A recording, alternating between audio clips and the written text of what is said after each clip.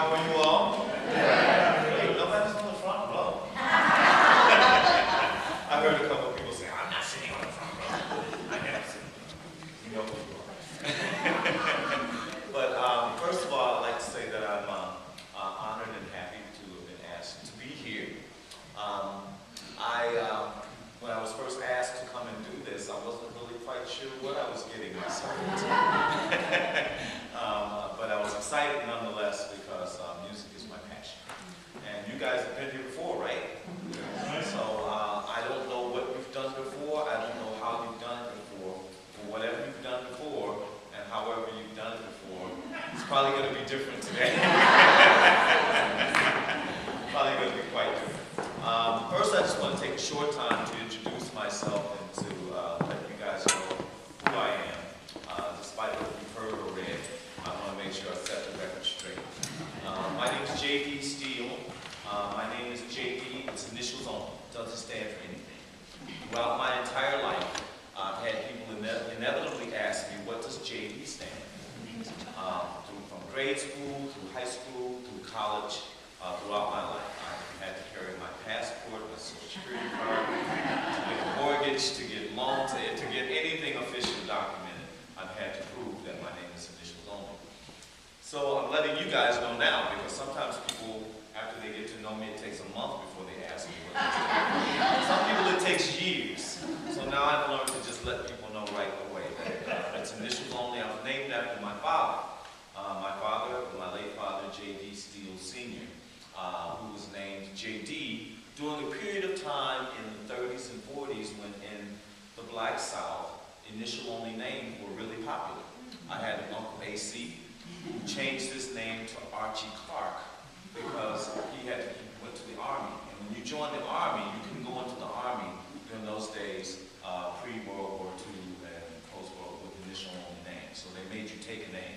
My father had a physical deformity, so he never got into the armed services. So he was able to keep his name and he passed it on to me, which I have appreciated now. I didn't appreciate it so much when I was in junior high school because I couldn't figure out why I didn't have a name like everyone else. But it's easy to remember. You can say that for sure. Being named after my father is something that I take as a special privilege. I'm from Gary, Indiana. I grew up in Gary, Indiana in the 60s. Gary, Indiana in the 60s was the quintessential African-American community to live in. The steel mills employed everybody, including my father, my uncles, and my aunts on many occasions. Growing up in Gary, Indiana was a phenomenal experience in the 60s. I say that because we had a black middle class, we had jobs, people had homes. It was a very fresh and exciting environment to grow up in. We had the first black mayor of any city in America, Mayor Richard Hatcher in 1968. And in 1968, when Mayor Hatcher became mayor during those polarized years, racially polarized times, a lot of the businesses moved out of Gary. And when that happened, it caused the tax base to erode. And when the tax base eroded, with only one industry located in that area, which was the steel mills, there was no diversity in industry at all. So jobs were lost, homeowners began to take on the tax burden, and by 1972, 2 years after I came out of high school, Gary's unemployment rate skyrocketed to 56%. That was a very tough time because all of the people that went to college like myself had nothing to come back to Gary for. Chicago was the closest big city. A lot of people did come back to work in Chicago. But I went to Purdue University in 1970. I wanted to be a musician. I wanted to be a singer. As a kid growing up in Gary, I sang with my brothers and sisters. We were called the Steele Children. And in the mid-60s, we used to open for Mahalia Jackson, James Cleveland, the Blind Boys of Alabama. A lot of people that we didn't realize who they were at that time. And now we have a real special appreciation for what my father got us into. We were also growing up in a city that had a family of singers, had many families of singers. The Jackson 5 were growing up with us at the same time. So I knew the Jackson family. Michael Jackson and his family's father worked with my father in the steel mill. Denise Williams, who's a noted singer of history, grew up in Gary. The Garmin family had a pipeline connection to Detroit. Detroit had the Motown sound. And the Motown sound was my biggest influence in the 60s. It was a great influence for me to grow up with the Motown sound. So growing up in Gary afforded me the opportunity to perform as a child performer in school and in our churches. You know, we grew up singing in church a lot. So we learned a lot of really special things, and I learned from a lot of really special people growing up in churches and singing in churches. Growing up around the Motown sound, I was heavily influenced. You guys know the Motown sound because a lot of you grew up with the Motown sound. But growing up during that time, as I mentioned earlier, polarization, there was a very different thing between what white people were listening to and what black people were listening to in the 60s. That's changed drastically in our times now, in our current times. I'm going to explain that to you in a few minutes. But for me, growing up in Gary, and listening to the Motown sound on my radio, growing up in a really religious family, my father only wanted us to sing religious music. He did not want us singing secular music. He did not like us singing secular music because he was a very religious man. My mother and my father grew up very religiously in a strict Pentecostal upbringing. And I don't know if many of you are familiar with Pentecostal upbringing or Pentecostal doctrine, but it's very different than Lutheran doctrine. The style of singing is very different. The style of learning music is extremely different. So I learned under extremely different circumstances and unique circumstances. But I also had these wonderful teachers in our school system that were very caring, loving, and really influential teachers that taught me a variety of different things. Growing up in church, I learned to sing this gospel music and this gospel style. Listening to the Motown music, I learned the secular music and the secular styles. I had these wonderful choir directors when I was in school that taught me all these different methods of teaching and singing. And to this day, I'm very grateful for what they taught me and what I've been able to use as a big part of my career from what they taught me. Some of them, God rest their souls, are not here. I wish I could tell them how much I thank them for what they taught me. I had directors that taught us by rote. We did not learn by sheet music in our churches. The music was not theorized and it was not written down. So they taught us by singing to us. So therefore, as a child, I had to learn how to sing the soprano parts, the alto parts, the tenor parts, and the bass parts. And I had these wonderful directors who taught me how to do that. So there were many times when, I learned how to sing way down there, way down there, way down there. And then I had to learn to sing, so all the notes in between, I had to learn to sing.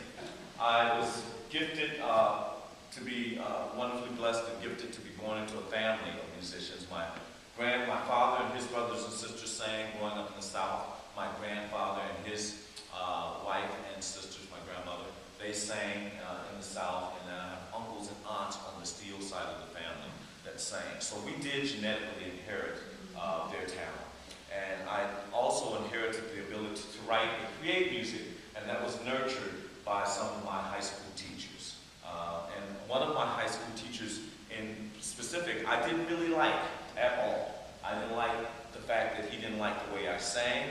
I didn't like the way he taught me to sing. I didn't like the fact that he made me study Bach, Beethoven. I didn't like that because I wanted to sing, I got sunshine on a cloud. Oh, I guess you say, what can make me feel this way, my girl? Woo, that's what I like. I like singing those songs. But he made me learn over and over Ave Maria. And I hated singing that song because he wanted me to sit up straight and he wanted me to practice my diaphragmatic breathing, practice my breathing. And as a teenager, I just didn't quite appreciate that. And I didn't really grow to completely appreciate that until in 1988 when we made our first appearance at Carnegie Hall. I remember doing a show in which I had to sing, Ave Maria,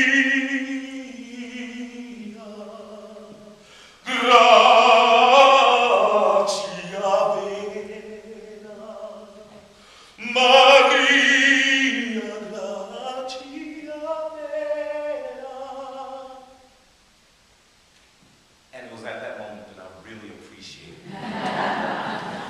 appreciate it because he taught me range. He taught me to sing this and that as opposed to this or that. So my musical experiences have been born out of those experiences of working with these great influences in my life and these great teachers. And thus my love for music and my passion for singing has grown extensively since. My father did not want us to go into the music business in high school because when the Jackson 5 got big, then all the music companies started coming after all the families in Gary. And they came to my father and said, "We'd like to talk to you about signing your kids to a record deal. We got the Jackson 5, you've heard of them, haven't you?" And my father said, "No, I want my kids to get an education." He didn't want us to go into the music business at that young of an age. I thoroughly appreciate that. So I ended up going to Purdue University where I studied marketing and business. And I ended up getting my education in marketing and business.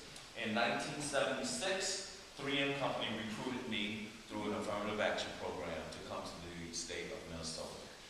Had those programs not been happening in those days, I wouldn't have gotten that job. But 3M Company brought me here in July, and they introduced me to the state of Minnesota, to beautiful lakes, beautiful weather. It was fantastic. And I was so impressed, I took the job as a marketing rep for 3M Company in 1976, and then they brought me here in January.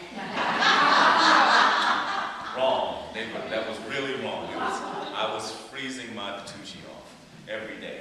But I was part of the marketing team that marketed Post-it notes, which I thought was the stupidest product I've ever heard of. Obviously, I was wrong. But I stuck with that job until I had these great opportunities to get into the music business in 1978. My first musical opportunity was with the Children's Theater Company of Minneapolis, where I did Huckleberry Finn and Puss in Boots. And that was a great first-time experience. I started directing a choir at the historic Pilgrim Baptist Church. And then I concocted an idea in which I could talk my brothers and sisters into moving here one by one. So I talked my brother Fred into coming to visit. He never left. My sister Gerald came to visit. She never left. And now my sister Javita and my brother Billy are here. And then we eventually moved our mother here 18 years ago. So we are one big happy, fine family in the state of Minnesota. And so happy to be part of this great musical scene because in 1977 I met Prince before he got a record deal. And at the time I used to sit and listen to him rehearse, and then he would come to some of my gospel choir rehearsals. We became very dear friends. We started working together in 1984, 1985. I did 6 recordings with Prince, and he and I are still dear friends to this day. We toured around the world together. Got involved in gospel at Colonus with Morgan Freeman in 1983. Started touring the world with that. At that time, Morgan Freeman was an unemployed actor. The electric company had gone off the air. They had stopped filming it, and he was unemployed. And we were just starting our musical career. So a lot of things were born during that time. I just want you to get kind of a historical perspective of where I've come from and who I am. And my passion for music has grown ever since. I've written 12 musicals for the stage, performed around the world in South America, Russia, Europe, you name it, in great theaters across this country. And I've had one of the most exciting and greatest experiences of my life is teaching and working with young people. And MacPhail has given me the opportunity to go into many schools in this community this past year, to work with many schools and teach kids the way I teach, kind of the way I'm going to teach you tonight. You won't be intimidated, I promise you. So it'll be a lot of fun. I'm just going to give you some ideas, insight. I'm not going to share really much of what you already know. What I'm going to share with you tonight is going to be just new things, and I hope you like them. I hope they inspire you. I hope they're things that you can carry with you. The most passionate project I've ever been involved in, of all the projects I've done, and I've done many, is a project that I'm doing in East Africa right now. 6 years